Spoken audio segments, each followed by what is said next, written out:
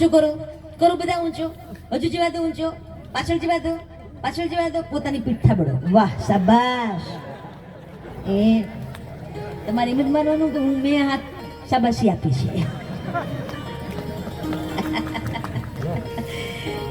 આવું કરી લેવાનું ક્યારેક. આપણને એમ હોય ને કે અમને તો કોઈ માન આપતું નથી, અમારું તો ઘરમાં કઈ ચાલતું નથી, એ આખા ઘરમાં કોઈ એમને પૂછતું નથી, ત્યારે પોતાની જાતે જ આમ કરી લેવાનું.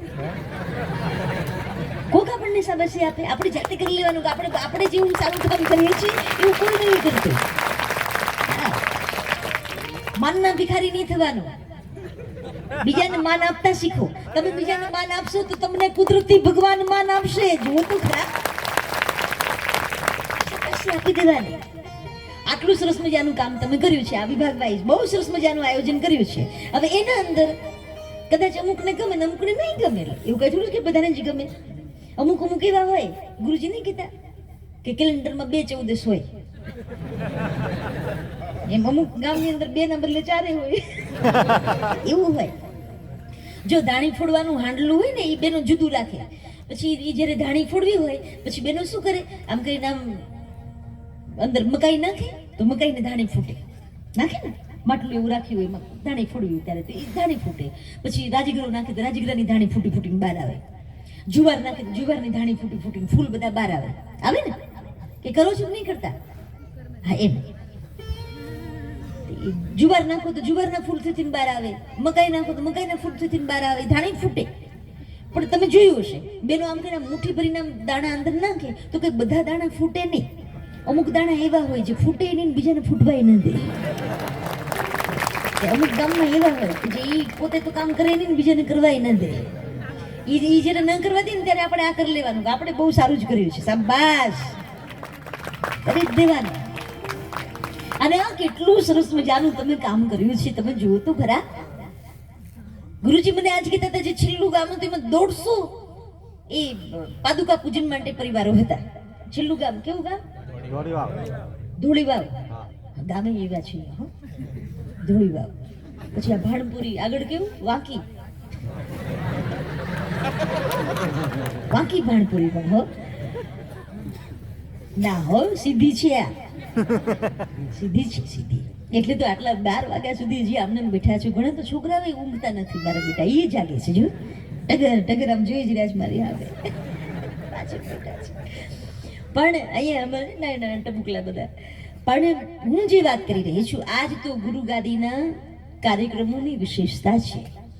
અને જ્યારે પણ હું જ્યાં પણ હું કાર્યક્રમમાં જાઉં છું, મેં ખાસ જોયું છે અબાલ વૃદ્ધ બધા આ પ્રોગ્રામની અંદર લાભ લેતા હોય છે. નાના બાળકોથી માંડીને વયોવૃદ્ધ સુધી બધા કથામાં બેસતા હોય છે. ભાઈ બહેનો, ગુરુ વંદના, જગત ગુરુ વંદના, જેમ મેં કહ્યું ને કે અત્યાર સુધી ગુરુજીની જે પણ વંદના થઈ એ એક સત્તમ કુબેરાચાર્ય તરીકે આપણા ઘર ઘરની અંદર પધરામણીઓ કરી અને ઘટ ઘટની અંદર પરમ ગુરુને બિરાજમાન કર્યા. પરંતુ અત્યારે જે પધરામણી થઈ રહી છે એ વિશ્વગુરુ એટલે કે જગત ગુરુ તરીકે આપણા ગામની અંદર પૂજ્યપાદ ગુરુજીની પધરામણીઓ થઈ રહી છે. એક દિવાળી જેવો માહોલ છે તમારા ગામની અંદર. ગુરુજી હમણાં અહીંયા આવશે, ગુરુજી હમણાં અહીંયા. કોઈ કે મંડપ નાખ્યા છે, કોઈ સરસ મજાના તોરણે કર્યા છે, કોઈ રંગોળીઓ પૂરી છે, કોઈ સરસ મજાના ચિત્રો દોર્યા છે. કેવી સરસ મજાની એ. હું તો રામચરિતમાનસની કથા કરું ને તો જ્યારે રામ વનવાસની અંદર જ્યારે ગયા ત્યારે બધા વનવાસી બધા ભાઈઓ એમને જે વસ્તુ પોતાને જે પ્રિય એવી બધી વસ્તુ પ્રભુ રામને જ્યારે ધરાવતા હતા અને બધાનો સ્વીકાર કરતા હતા, એમ આપણા ગુરુજી બધાની ભાવનાનો સ્વીકાર કરી રહ્યા છે. મેં ક્યારેક તો એવા દ્રશ્યો પણ જોયા છે કે પૂજ્યપાદ ગુરુજી નાના ઝૂંપડાઓની અંદર ગયા છે. એકદમ આદિવાસી વિસ્તાર, આપણો જે આ વિસ્તાર છે એમાં નાનું ઝૂંપડું હોય, 2 બાજુ ખાલી કપાસની સાઠીઓ મૂકીને એણે એ કર્યું હોય, ઉપર પણ કપાસની સાઠીનું એ છાપરું કર્યું હોય અને એની પાસે કંઈ ન હોય. બાજુવાળાના ત્યાંથી ખુરશી બિચારી લઈને આવી હોય અને એમ કે ગુરુજી અહીંયા પધારો. એટલે ગુરુજી ત્યાં બેસે. એમ કહે દીદી આપણા માટે હું કંઈક પાથરું. આમ આપણે અંદર જોઈએ ને કશું ન હોય. હું અહીંયા ઊભી છું ગુરુજીના પાસે અને ત્યારે પોતાના સાડીના છેડેથી આમ ચિત્રું ખુલતા ખુલતા ખુલતા અંદરથી 2 રૂપિયાની નોટ, 5 રૂપિયાની નોટ આમ એકદમ સાચવીને રાખેલી હોય, આમ ઘડી ઉપર ઘડી, એના ઉપર ઘડી વળેલી હોય, અને એ ગુરુજીના ચરણમાં મૂકીને ત્યારે ગુરુજી એમ કહે, બેટા આના માટે હું નથી આવ્યો, એ તારા પાસે રાખ.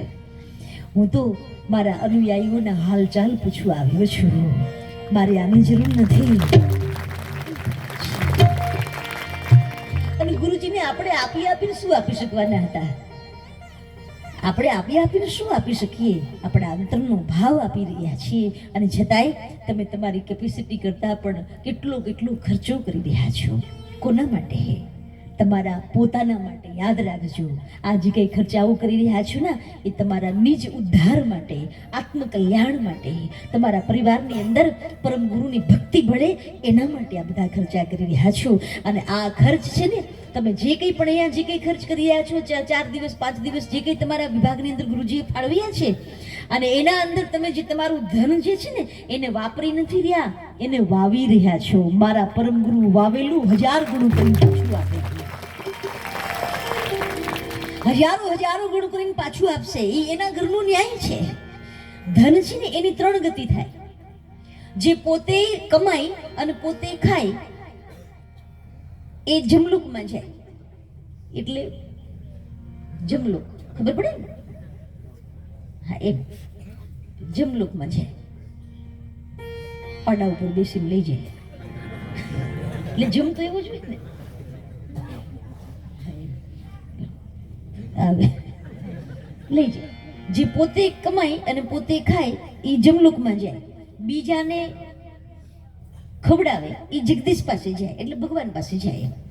પણ પોતે ખાય નહીં, બીજાને ખવડાવે નહીં, બેંકોમાં જમા કર્યા જ કરે, બેંકોમાં જમા કર્યા જ કરે. એ બધા જસલોક હોસ્પિટલમાં જાય. મુંબઈમાં બહુ મોટી હોસ્પિટલ છે. હવે તો મુંબઈ ક્યાં છે, બરોડામાં એવડી મોટી મોટી સિમ્સ ને ખબર નહીં કેટલી હોસ્પિટલો છે. અને પછી એમ કે દાદા કિડની ફેલ, બોલે કેટલા? બોલે 3 લાખ થશે. ટ્રાન્સપ્લાન્ટ એ મળે તો મળે, નહીં તો ગયા. જય ગિરનારી, માર ધોકો કાઢ બારી તો જાય પર બારી. એવું છે આ બધું. એ તો બધું ઠીક છે, તમે તો બધા બેસી ગયા, પણ આને આમ જ રાખ્યું. મધારી જેમ આમ ભલે ઉભું તો કરે.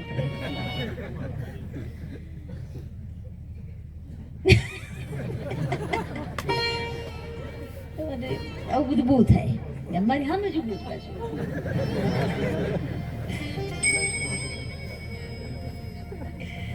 પણ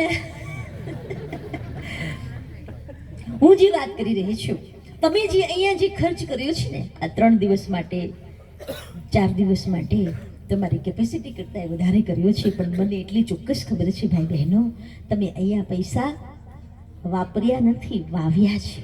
અને વાવેલું મારા પરમ ગુરુ હજારો કરીને પાછું આપતું હોય છે, એ પાછું આપશે. હે જીવાલા અખંડ